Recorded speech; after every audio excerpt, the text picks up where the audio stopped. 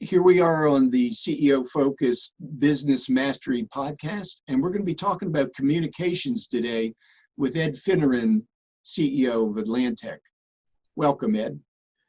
Thanks, Ron. Thanks for inviting me.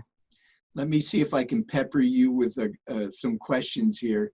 Sure. One thing I noticed when the coronavirus first hit, I immediately got out with messages to my base of not only at NABOE, but also my base of business owners at CEO Focus. And I said, you got to put together a plan. And I gave them an outline of a plan to handle this COVID-19 issue. And one thing that just impressed me is how you and your company, you're already on it. You were already working a communication plan with your people.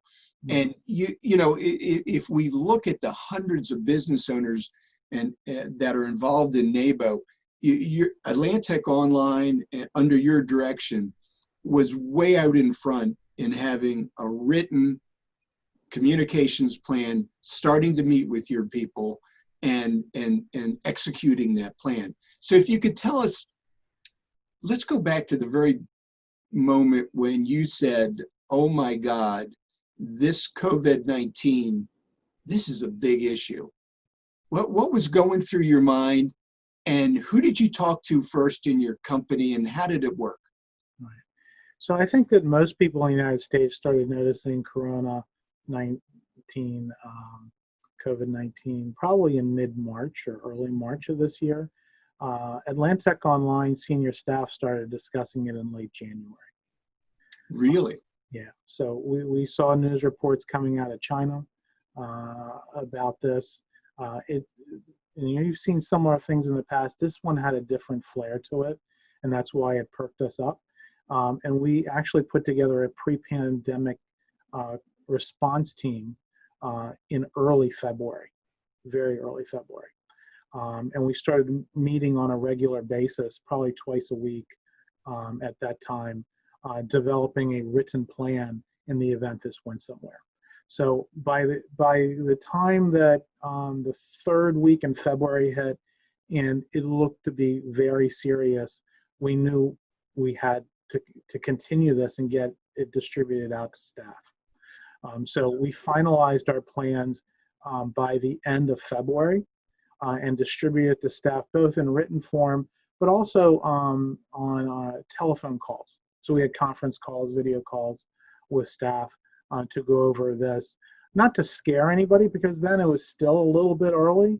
But at the same time, I needed everybody prepared. We're a critical industry, telecommunications, and we knew that if something like this was actually to occur, the amount that our business customers, and including government organizations that we support, were going to be in flux, and we had to be in a position to support them. So we besides the written plan, part of the plan was to ensure that all of our staff had adequate technology at home to work remotely.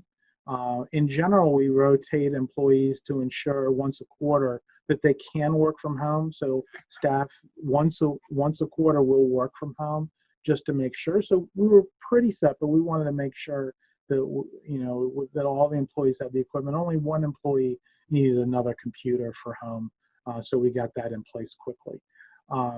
So then the balloon went up, per se, in early February. So we had a final conference call informing staff that the plan was now in place, and about 80 to 85% of our staff is working at home, where we have 24/7 staff at our data centers operating, and also our fiber field crews have not stopped. In fact, they've been busier than ever during this because of all the orders that came in.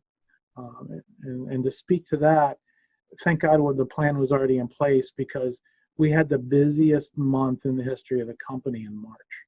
The quantity of orders for fiber and telephone service went through the roof. And because we weren't dealing with how the employees were going to deal with the COVID-19.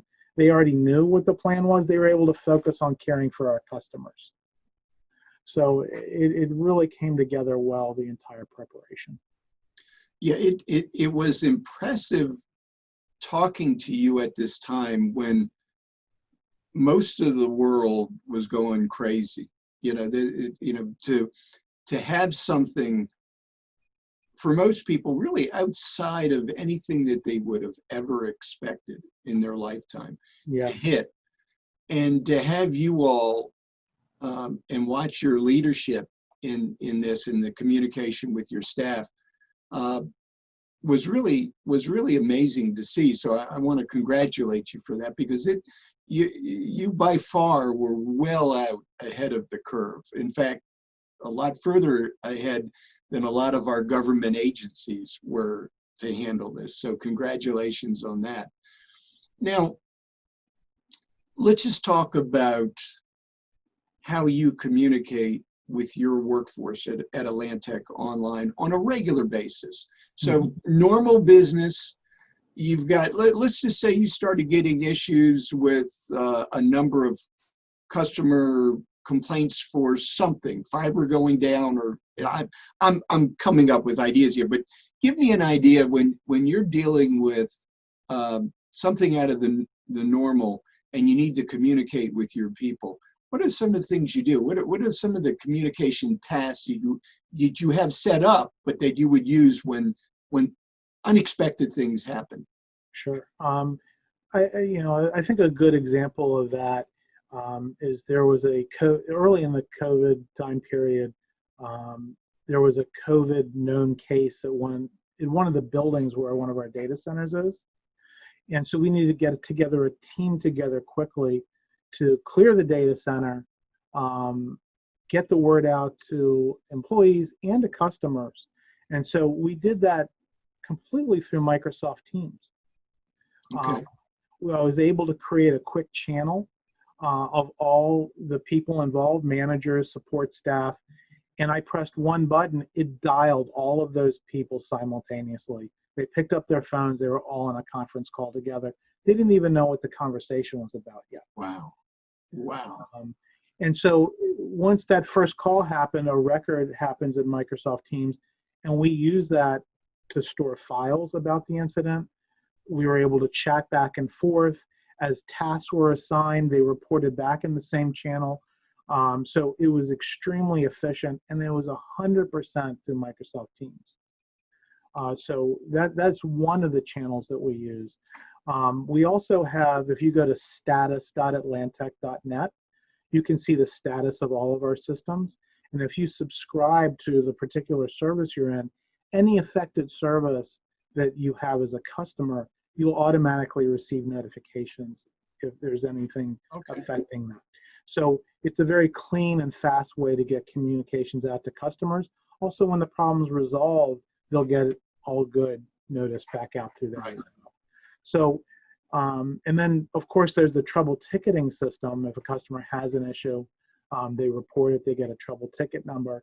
And if it's a service affecting for multiple customers, let's say there's a fiber cut, those tickets are then grouped into a master ticket. And when the master ticket is resolved or there's updates on it, they go to all the individual tickets that were open as well. So we have many forms of communication to ensure that communication is going on both with internal staff and externally to our customers, all in a proven, repeatable manner that's easy to manage. Yeah, that's really impressive that through the technology that you have, that you can communicate this with so many people so quickly. Particularly impressed with using Microsoft Teams and when you say that you put together I would call it a team, but a sub-team or something, but you called it something else. What did you call it? A response team. Response team. Yeah. So you're adding names of all the people that you need to be contacted at a particular period of time, like right now. Yeah. And then have that automatically dial everybody and put them on a conference call. Yes. You just you just put in each person's name into Teams into a chat, and then you hit call, and it dials all of them. That's that is unbelievable. Now let's take this and let's think of it from a culture point of view. Mhm. Your staff's communication up and down the ladder. What kind of things do you do to build the camaraderie, to build the culture within Atlantech? I just as a little aside, I like, going into companies and just watching their everyday staff handle themselves, whether it's a reception person or just the way people interact walking down the hallways and so forth. You can really tell a lot about culture by just observing. And the times that I've been in your offices, always been impressed. Everybody says hi. There is a nice camaraderie. How do you do? You've got to be communicating with your people, and obviously you do that. But to keep that culture going, what are some of the things that you do? It starts at the top, and it starts with me. And I'm very involved with our staff on day-to-day issues. I check in with them on a regular basis. I see how they're doing. I'm during COVID-19 times, I'm calling employees, individual employees at all levels of the company, just to check on them and their families. And I think by starting there, you're teaching people that we're all part of one family. Yeah. And that we care, and that everybody in the company cares. Individual managers are doing that as well. They have subgroups, their teams that they meet with on a regular basis and follow up with them.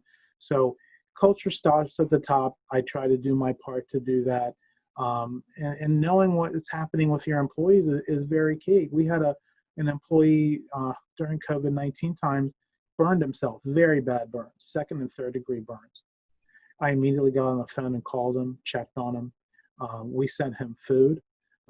We sent him a lot of things to support him during that time, made sure he had the right doctors in place. And he said he was almost in tears just from the response of all the employees at the company on how much we checked on him and cared about him. He said, hey, this is a family. And you know what? In retaining employees, them knowing that they are part of a family is key. And we need all of our employees.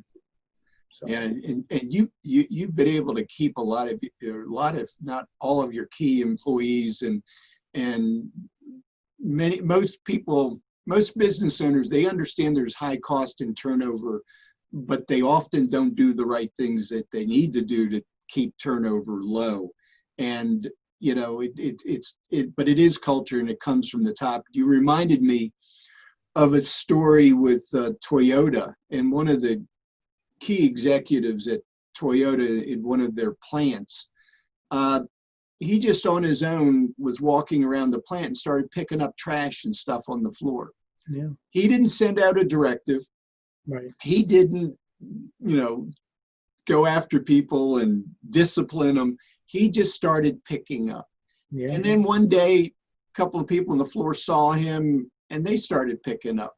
And after a period of time, the place was really clean because of his leadership, because of the steps that he made. And the power of the leader of companies, small, big, doesn't make any difference what your size is, but what the things that the leader does to set direction, to set, just good common sense ways of dealing with people really goes a long way in companies. So it's nice to hear your story. Well, thank you. It's true in companies and all types of organizations. It's true in our country. You need leaders who are acting the right way, and then everyone will follow their lead.